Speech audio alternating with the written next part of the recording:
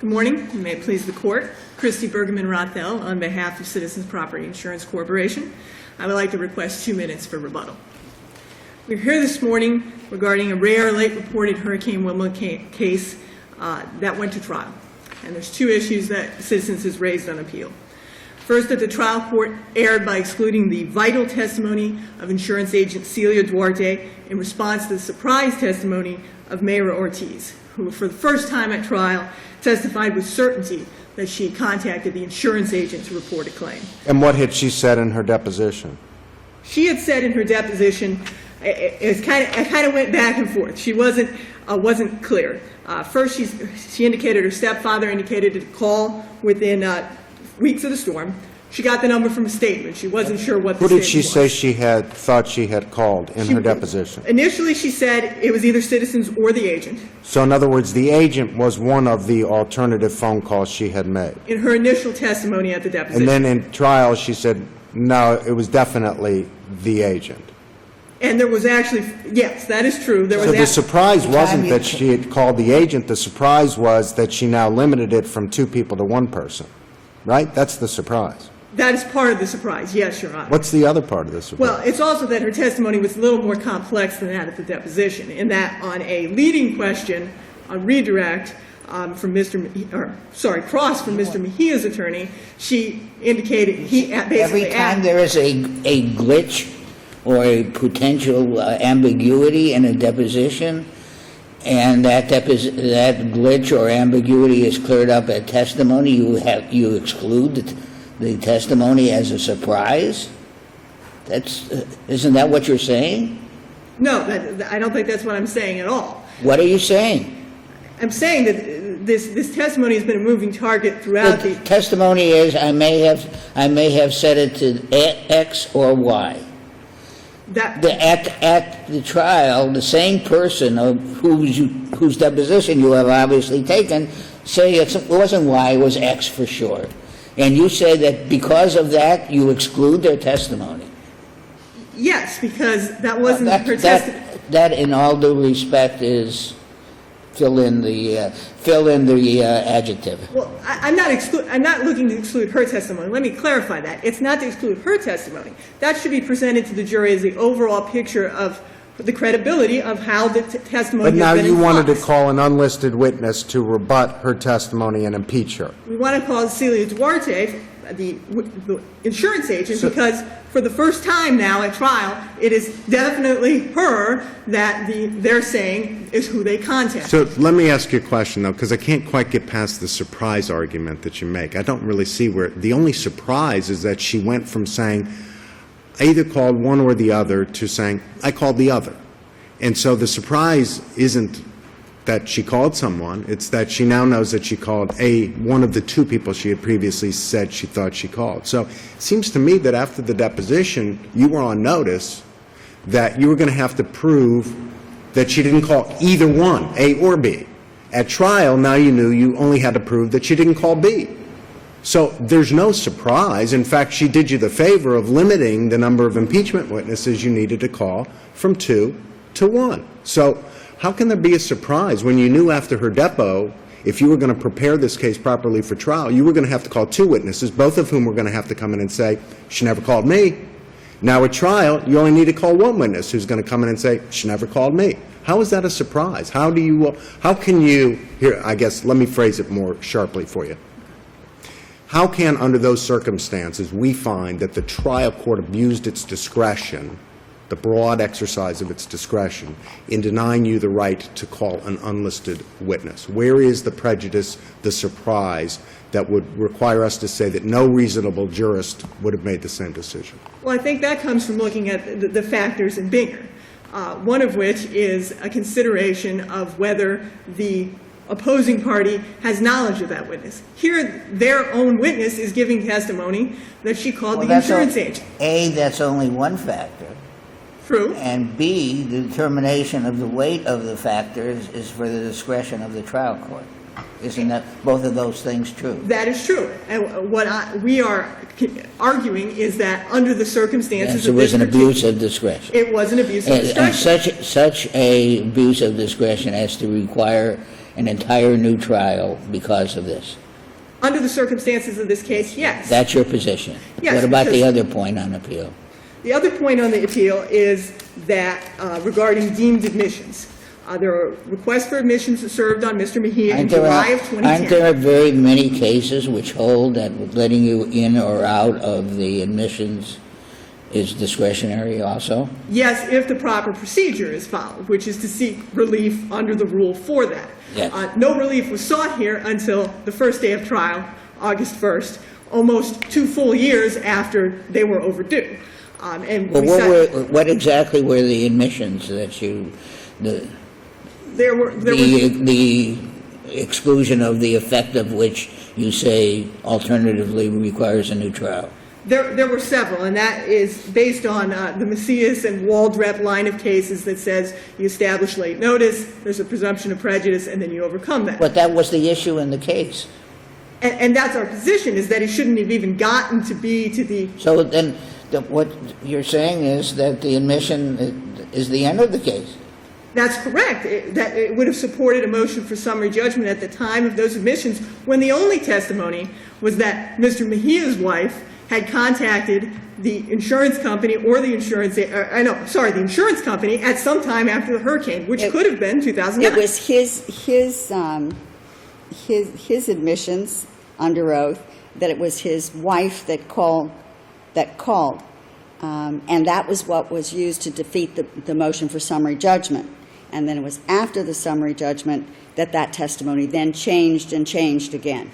That's correct, Your Honor. And that's our point of why the surprise, quote-unquote, surprise testimony is so egregious in this case, that the exclusion of Ms. Duarte was an error, because It was a moving target at all times. It was, absolutely. And to defend a case, you need to be able to hit the bullseye. There was no way to hit the bullseye in this case where the testimony was going, especially after That's the the best exclusion of thing Ms. you had Duarte. going for you. You said all their testimony was here, there, and everywhere. That's That's why correct. the jury should have found for you. But the jury didn't get to hear the last piece of that puzzle. So let me just see if I understand. If she had gone to, if at trial, the daughter had come in and testified, as she did in her depo, well, I either called the agent or I called the insurance company. I can't remember which, but I know I called one of the two of them. You would not have sought to call either one of those two people to come in and negatively impeach her by saying, she never called either one of us, right? You would not have, you would have lived with her testimony consistent with her deposition, and we would not be here on this issue on appeal, right? Mr. Humphreys, on Citizens' behalf, was a named witness, still would have testified, because he would have testified Right. also to the But he prejudice. did testify. Yes, he did testify. My point is, the issue we're talking about here is calling an unlisted witness. You would have lived with her testimony. You wouldn't have sought to call two witnesses to come in and say, she didn't call me, she didn't call me. I can't say what would have happened under those circumstances, A, having not Well, been trial counsel, and B, that's not the circumstance that If was this there. is such a critical, you called it crucial, I think is the word that you used. If it was so crucial, why immediately after the deposition didn't you secure these two witnesses who were clearly available, list them in your pretrial catalog, and prepare to call them? Well, I don't understand. You're sort of arguing against yourself, characterizing this testimony as crucial, And yet you're- having no witness to It's impeach it. difficult because And we're you're trial doing a counsel. very good job on both sides. Right, I guess the response to that is, as I was trying to say about the depot testimony, it clarified itself by the end of the testimony This that is- she was saying, I called the insurance company because my stepfather told me I make claims to But an when- insurance But company. when you have someone who, or a family, that keeps changing the testimony as to who they called, and take a deposition, and the deposition is the last thing that occurs before this trial, and you now know that they're contending they called one of two parties, at that point, you had to, if you wanted to present any evidence to impeach that, you had to be prepared to do that and list the witness before trial. I mean, whether all judges would have denied your request to let that witness be called is a different issue. The question is whether or not it was abuse of discretion requiring a new trial. So I've let you go over your time, and I'll give you 2 minutes for rebuttal. Thank you, Mayor. Please, the Court, Paul Feltman on behalf of Mr. Mejia. I'm here to answer the court's questions. Well, it seems to me that the best argument they've got is that there was no prejudice to you, no procedural prejudice. Obviously, there's substantive prejudice in allowing the witness to testify. It's not like you didn't know of the existence of the agent, you didn't know of the existence of the insurance representative. If I remember, one of the witnesses was actually waiting outside the courtroom and would have come in and testified. Maybe I'm misremembering. Actually, but- that's the point, Your Honor, with regard to the surprise that occurred here, because What's the procedural Howard. prejudice? My hearing hasn't gotten better since, okay, since I was here yesterday? Tuesday. Okay, the point. my hearing is not marred, or is marred. But it is deteriorating. Okay, thank you. The point is that procedurally, we had no way to conduct any discovery with regard to this witness. Well, why? It's your own client who's saying, I called this particular person. Right, And the agent is right outside the courtroom. You go out and speak to him. No, that's the interesting thing I want to bring up. We started the day with finishing our case. Our adjuster testified, our engineering expert testified. We rested, they put on their corporate representative. We took a lunch. Now, from the morning all through lunch, nobody Nothing. said anything to us at Okay. all. If somebody had said something to Judge Acharte in the morning, in the coolness of the morning, there could have been a conversation. At lunchtime, Judge Acharte could have addressed this. So this came up Nothing. after you had rested? After we had rested, and this is what happens next. Mr. Flanagan, your expert, we're now told, is not going to be showing up, and they're going to be reading from his deposition. We just get that same day. They've taken his deposition the Thursday before we start on Monday. They didn't designate it as a deposition to preserve testimony. And now we're getting a deposition that's not designated. These are all violations of the pretrial order. There were 8 of them leading up to this. But he's an expert, right? This is yes. So they tell, the counsel tells the court right before he calls and says, okay, Your Honor, the next witness is Terry Flanagan, who will be appearing by way of deposition. We make our objections. We didn't have the report timely. It was past that time. All the other violations with regard to the expert. We have a long discussion. That's at 4:10. And then Judge Acharte instructs the jury, once again, the testimony of the witness taken before trial is going to be presented, gives the instruction, going to read from the deposition. Opposing counsel says, Your Honor, actually, this time, we're going to call the agent, the insurance agent for World Star Insurance Corporation, Cecilia Maria Duarte. We're there all day. We've gone through 4 witnesses. Not only did the corporate representative take his testimony and we took a lunch break, they read from Ms. Mejia's deposition before we got to this point. She was sitting outside the whole time. No one told us. No one said anything to us. Okay, that's surprise and fact under Binger. And there was palpable frustration by Judge Acharte. If you read my brief, and I was at the sidebar, I won't Of vouch course for- we read your brief. Excuse me?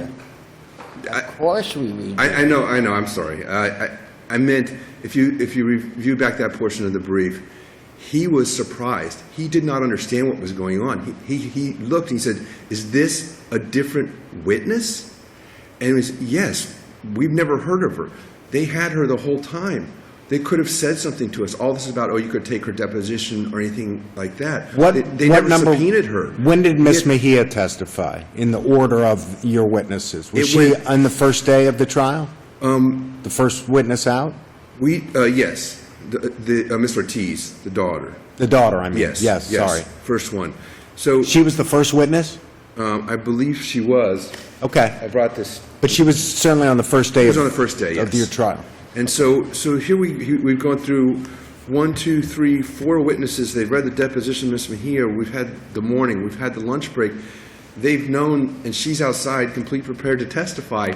And if you go back through the brief, I know you've read it, there were a number of surprises that we faced during the course of the trial, and the judge gave them the leeway and exercised his discretion. And this was a bridge too far, and the judge said, you know what, no, this is, if you go down the factors that the court is aware of in Binger, it was surprise and fact, it disrupted the orderly process of the trial. He was done. We were going to move on. This witness was not going to come in, and it's his discretion on how to run his courtroom. And he chose at that moment, we're moving on with this trial. You had plenty of time. And I think the fact that she had been prepared there was no subpoena. She appeared voluntarily and had been sitting out there for 4 witnesses and through the morning, and they never raised it. And then when they say they're going to bring Mr. Flanagan, and we have a whole argument about these pretrial orders being violated, and she says, well, actually, no, we're not going to call Mr. Flanagan. We're going to call the agent. That's surprising fact. And the judge properly exercised his discretion. Now, would you like me to address the admissions issue, or is that necessary? Oh, it's your He argument. just as soon forget about the whole case. The admission was a personal admission by Mr. Mejia anyway. Even if it was deemed admitted, it only asked, perhaps inartfully, but it said, admit you, meaning Mr. Mejia did not contact the insurance Right. company, right? Yes. So even if it was deemed admitted, it would not would not result be in a him. summary judgment. Right, and the fact is that we tried the issues. They had a motion in limine, which... That wasn't what the case was about, really. Yeah, and we tried the whole Whether issues. there was notice. And in fact, they agreed to the jury instructions in the verdict form.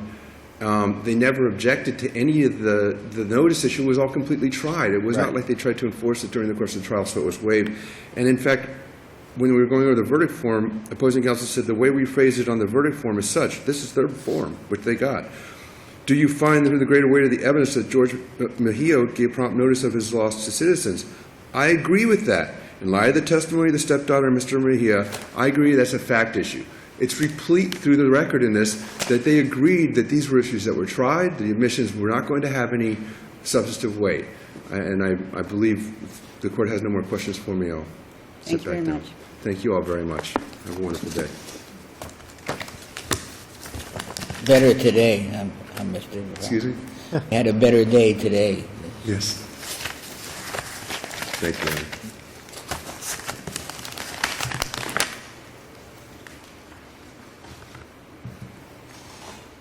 In brief response regarding the issues of trial strategy and when the witness was brought in and when they were available to testify, obviously a lot of that is not just not in the record.